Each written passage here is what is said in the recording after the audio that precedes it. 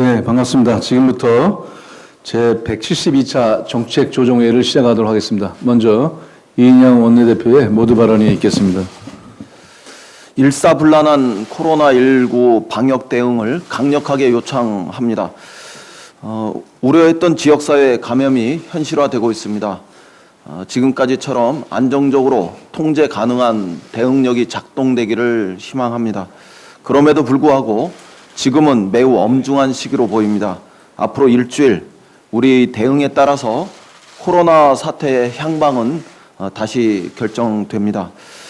방역 컨트롤 타워 중심의 강력한 통제와 일사불란한 대응이 무엇보다 중요합니다. 지금은 온 국민이 방역 컨트롤 타워를 중심으로 일치된 행동을 보여주실 때입니다. 특히 정치권과 지방자치단체의 적극적인 방역 협력이 중요합니다. 우선 방역당국에 요청합니다. 지금은 확고한 방역 지휘가 무엇보다 중요합니다. 과감하고 선제적이며 주도적인 방역 지휘를 요청드립니다. 각 부처, 지자체를 포함해서 동원할 수 있는 방역 자원을 최대한 총동원해야 합니다. 치료 병상과 검역, 방역 인력 확보를 비롯해서 단체 행사 개최 여부 등에 대해 강력한 통제력을 발휘해 주실 것을 당부합니다. 민주당은 상황을 아주 엄중하게 예의주시하면서 방역당국이 강력한 통제력을 발휘할 수 있도록 모든 수단을 동원해서 뒷받침하겠습니다. 국민 여러분께서도 적극적인 방역 협력을 해주실 것을 요청드립니다. 31번 확진자의 사례를 거울로 삼아야 합니다. 상황이 엄중한 만큼 국민 여러분께서는 방역당국이나 의료기관의 지시에 적극 협력해 주실 것을 부탁드립니다. 다소 불편하시겠지만 다시 손 씻기를 비롯한 방역 지침을 철저히 준수해서 더 이상의 피해가 확산되지 않도록 앞장서 주실 것도 당부드립니다. 방역당국을 믿고 온 국민이 함께하는 강력한 방역 대응으로 코로나 사태를 조기에 종식시킵시다. 미래통합당이 비례대표 일괄 제명을 추진하고 있다는 보도를 접했습니다. 투표 용지에서 가짜 정당이 기호 3번을 확보하기 위해서도 20명 넘는 의원을 가짜 정당으로 위장 전입시키겠다는 그런 시도로 보입니다. 국민의 혈세인 국고 보조금 60억 원 이상을 가로채겠다는 현실적인 계산도 작용했다는 보도가 이어지고 있습니다. 사실이 아니길 바랍니다. 국회의원은 바둑돌도 아니고 장기알도 아니고 더더욱 공깃돌은 아닙니다. 미래통합당의 무례한 정치 파괴 행위는 반드시 값비싼 대가를 치르게 될 것입니다. 국민은 말하지 않을 뿐 미래통합당의 정치 파괴 행위를 냉정하게 지켜보고 있다는 점을 경고합니다. 이상입니다.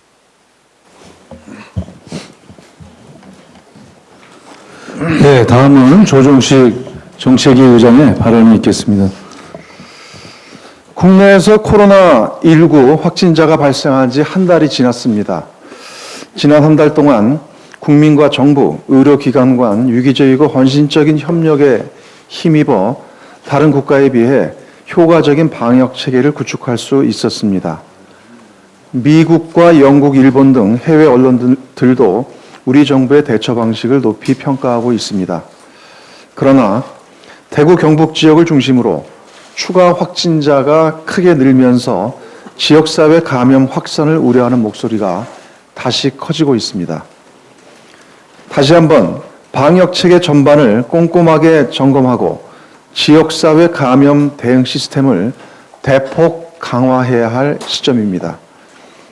특히 종교시설과 같은 다중이용시설과 병원 및 요양시설 등 취약시설을 대상으로 보다 광범위하고 촘촘하게 방역망을 구축해 줄 것을 방역당국에 거듭 당부드립니다. 확진자가 추가로 발생할 가능성이 큰 지역에 대한 역학조사 간 확충과 음압병실 추가 확보, 선별진료소 확대 등의 조치도 서둘러 주시기 바랍니다. 아울러 코로나19의 확산 방지를 위해서는 의료기관들의 안정적 운영 또한 매우 중요한 과제인 만큼 건강보험급여비 조기 지급 특례에 따른 급여비 지급 절차 역시 최대한 조속히 진행해 주시기를 바랍니다. 코로나19에 따른 사회 경제적 피해를 극복하기 위한 특단의 대책도 신속하게 마련해야 합니다. 그동안 금융지원과 부품 수급 지원, 중소기업 및 소상공인 지원 대책, 관광 및 항공해운 지원 등 업종별, 분야별 다양한 대책들을 시행해 왔지만 여기에 더해 보다 근본적 차원의 추가 대응책도 강구할 때라 생각됩니다. 당정은 이번 사태가 우리 경제에 미치는 영향을 최소화하고 투자와 수출, 내수 일자리 등 경제 전반의 활력 회복을 위하여 2월 중으로 종합적 지원 대책 수립에 나설 것입니다. 특히 소비, 투자 활성화를 위해 한시적 개별 소비세 인하, 소비 쿠폰 및 구매 금액 환급, 소상공인 임대료 부담 완화 추진, 기업 투자 인센티브 확대 등과 함께 가용 지원을 신속하고 과감하게 총동원할 것입니다. 예비비와 기정 예산을 최대한 신속하게 집행하고 필요할 경우 이의 전용과 기금 활용 등 적극적인 재정 정책과 금융, 세제 지원 정책도 과감하게 마련할 것입니다.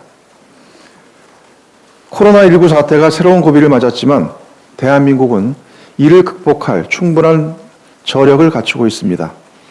국민 여러분께서도 우리 정부의 대응 역량을 믿고 지역사회 감염 차단을 위한 노력에 적극 동참해 주실 것을 다시 한번 당부드립니다. 미래통합당에게도 한 말씀 드리겠습니다. 국민의 생명을 정쟁의 도구 삼는 저급한 정치를 중단해 주시기 바랍니다. 추가 확진제 발생에 대응하기 위해 범국가적 차원의 방역 역량 결집이 어느 때보다 필요한 시점입니다. 이러한 때에 정부의 방역 노력을 근거 없이 폄훼하고 특정 국가에 대한 혐오 정서 부채질에만 골몰하는 것은 국민의 생명을 위협하고 불안을 조장하는 매우 무책임한 행동입니다. 국가 위기 극복을 위한 엄중한 상황에 아무리 선거가 급해도 최소한 공당이라면 그에 걸맞는 역할과 의무를 외면해서는 안 될 것입니다. 미래통합당의 자중과 각성을 촉구합니다. 제21대 총선이 55일 앞으로 다가왔습니다. 더불어민주당은 오늘 대한민국 미래준비선거대책위원회를 발족하고 본격적인 총선 체제로 돌입하게 됩니다. 다만 코로나19 발생에 따른 범국가적 방역체제 구축 노력에 함께하기 위해 최대한 차분하고 조용하게 선대의 출범식을 진행할 예정입니다. 여러 차례 말씀드렸지만 이번 총선은 대한민국의 새로운 100년을 좌우할 매우 중차대한 분수령이 될 것입니다. 국정농단과 민생 파탄, 전쟁 위기로 점철된 이명박근혜 시대에 과거로 퇴행할 것인지 모두가 함께 잘 사는 혁신적 포용국가의 미래 시대로 나아갈 것인지를 가르는 선거입니다.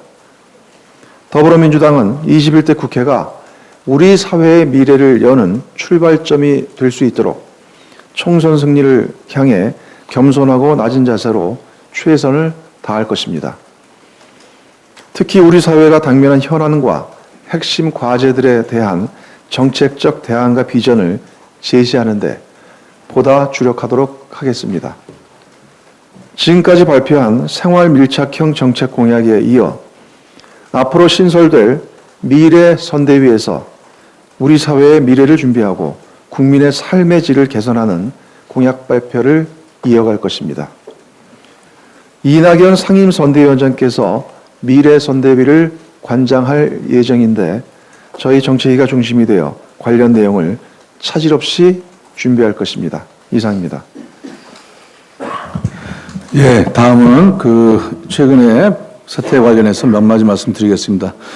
지난 18일 문재인 대통령은 국무회의에서 코로나19와 관련하여 각 부처에 비상경제시국이라는 상황인식을 갖고 특단의 대책을 내놓을 것을 주문했습니다. 또한 문재인 대통령은 정책 총동원령 주문을 넘어 구체적 대책까지 예시했습니다. 중소기업과 소상공인을 위한 특별금융 지원과 과감한 세부담 완화를 검토하고 건물주의 자발적 임대료 인하 운동에 화답해 소상공인들의 임대료 걱정을 덜어주는 조치도 강구하라고 했습니다. 기업의 투자 활성화를 위해 인센티브 확대와 과감한 규제 혁신도 하고 소비 쿠폰이나 구매 금액 환급 등 소비 진작책도 적극적으로 고려해달라고 주문했습니다. 아울러 국회도 비상경제 상황 극복에 협조해달라며 야당의 동참도 요청했습니다. 이 같은 문재인 대통령의 구체적 대책 예시를 통한 주문과 요청은 이례적인 것으로 국정 최고 책임자로서 엄중한 위기의식을 가지고 국면을 타개 경제 활력을 되살리고자 하는 문재인 대통령의 강력한 의지의 표현이라고 생각합니다. 이에 우리 국회도 비상경제 상황 극복을 위한 협조 요청에 당리당략이 아닌 국익 차원에서 국민을 위해서 적극 응해야 할 것입니다. 이는 방역당국을 믿고 코로나19 사태 극복을 위해 적극 협조하고 있는 국민들께 대한 최소한의 예의입니다. 그러나 어제 황교안 미래통합당 당대표는 자신의 페이스북에 정부는 무엇을 하고 있나, 정부의 초동대응 실패를 지적하지 않을 수 없다고 올리는 등 정부 비판에만 열을 올리고 있습니다. 정부의 최악의 대응을 보여줬다고 평가받는 메르스 사태 당시 총리직을 맡고 계셨던 분이 누굽니까? 지금도 온라인상에서는 아무것도 안 한 정부의 국무총리로 황교안 당시 메르스 사태 당시의 총리에 대한 비판의 글이 엄연히 있습니다. 그럼에도 불구하고 현 정부의 비판에만 열을 올리는 것이 과연 적절한지, 부끄럽고 낯간지럽지는 않은지 묻고 싶은 심정입니다. 우리 더불어민주당은 새로운 국면에 접어든 코로나19 사태에 미래통합당을 포함한 야당에게 당리당략보다 국익과 국민의 안전을 우선하자고 촉구합니다. 60일도 채 남지 않은 총선 상황이지만 국민의 예의 지키는 정당이 되자고 야당에게 제안드립니다. 다음 발언은 서삼석 원내 부대표께서 해주시겠습니다. 예, 서삼석 의원입니다. 요즘 각종 바이러스의 면역 강화제로 활용되고 있는 국내산 마늘이 스스로 면역이 저하되고 있는 그런 안타까운 목소리를 대신 전달하고자 합니다. 정부 선제적인 농산물 수급 안정 대책과 농가 경영 지원 방안을 촉구하는 내용입니다. 겨울철 이상 고온에 의한 생산량 증가와 코로나19로 이는 소비 심리 입축까지 겹쳐서 올해에도 어김없이 농산물 가격 폭락의 문제가 되풀이되고 있습니다. 예를 들어서 2016년도 1kg당 7,000원대였던 마늘 도매 가격이 20년 2월 들어서는 3,900원대로 반토막이 되었습니다. 그나마 또 매운맛을 낸 남도종은 그 반토막에 또 반토막으로 줄어들었습니다. 설상가상으로 금년산 마늘 재배 면적의 증가와 적황 호조로 또 시장 가격 또한 불투명한 실정입니다. 그럼에도 일산 농협창고에는 시장 상황 악화로 출하하지 못한 2019년산 마늘 재고 물량이 1만여 톤이 쌓여 있는 것이 현실입니다. 금년 햇마늘 출하 시기인 5월까지 재고 물량이 소진되지 않고 2월 될 경우에는 마늘 가격 폭락 문제가 가소화될 것은 불보듯 뻔하다는 것입니다. 그런데도 농식품부는 1차적으로 국가 재정이 지원되었다는 이유로 농협 재고 물량에 대한 추가적인 정부 수매 등 제반 조치를 등한시하거나 거부하고 있는 그런 실정입니다. 재론하기조차 부끄러운데 헌법 제123조 사항에 명시되어 있는 수급 균형과 가격 안정에 대한 책임은 엄연한 국가의 책임입니다. 한 번 지원했으니 다시 지원할 수 없다는 농식품부 입장은 논리에도 맞지 않고 그 책임을 정면으로 회피하는 것입니다. 당황스럽습니다. 바로 2019년만 하더라도 1월부터 6월 사이에 배추, 무, 양파, 마늘 품목에 대해 총 11번의 연속적인 반복적인 정부의 조처가 분명히 있었습니다. 마늘만 예를 들어도 4월 25일 사전 면적 조절 2,000톤, 6월 25일 수입 대체 2,000톤, 7월 5일 수매 비축 23,000톤 등 무려 예산이 600여 원이 소요되는 정부 연이은 긴급 수급 대책이 이미 시행된 바 있습니다. 그런데 왜 지금은 선제적인 수급 대책이 필요하다는 농민들의 요청에 대해 이미 한 번 재정 지원을 했으니 두 번 못한다는 것인지, 또 작년산 재고 물량은 그대로 둔 채 금년산 마늘에 대해서만 그나마 수급 대책을 고려하겠다는 것인지 농민들은 도저히 이해할 수 없다는 격앙된 반응입니다. 작금의 농산물 가격 폭락은 정부 수급 대책이 시장에 영향을 미치지 못한 정책의 실패의 엄연한 결과입니다.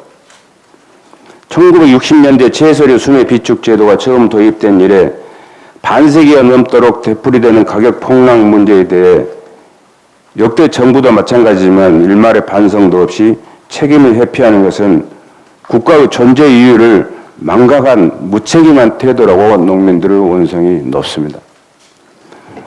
실상은 농산물 가격 폭락과 더불어 반복되는 구제역, AI, ASF 등 가축 전염병의 이협, 줄어드는 농가 인구, 개도국 지위 포기까지 농업의 위기 상황이 아니었던 적이 없었습니다. 특히나 최근의 코로나19에 따른 소비 심리 위축은 농업 경영을 더욱 어렵게 하는 요인으로 작용되고 있습니다. 농업이 살아야 나라가 삽니다. 먼저 당면한 농산물 가격 폭락 문제에 대한 정부 선제적인 수매 비축 대책을 촉구합니다. 그리고 경영상 어려움을 겪고 있는 농민들을 위해 농업 경영 대출 금리의 인하, 대출 상환 기간의 연장, 보증 한도액의 상향 등 금융 지원 방안 등을 마련해 줄 것을 강력히 촉구합니다. 이상입니다. 끝났어요. 예, 더 부대표단 발언 없으시죠? 예. 그럼 이것으로 공개 발언을 마치고 회의를 비공개로 전환하겠습니다. 언론 여러분들의 협조를 부탁드리겠습니다. 고맙습니다.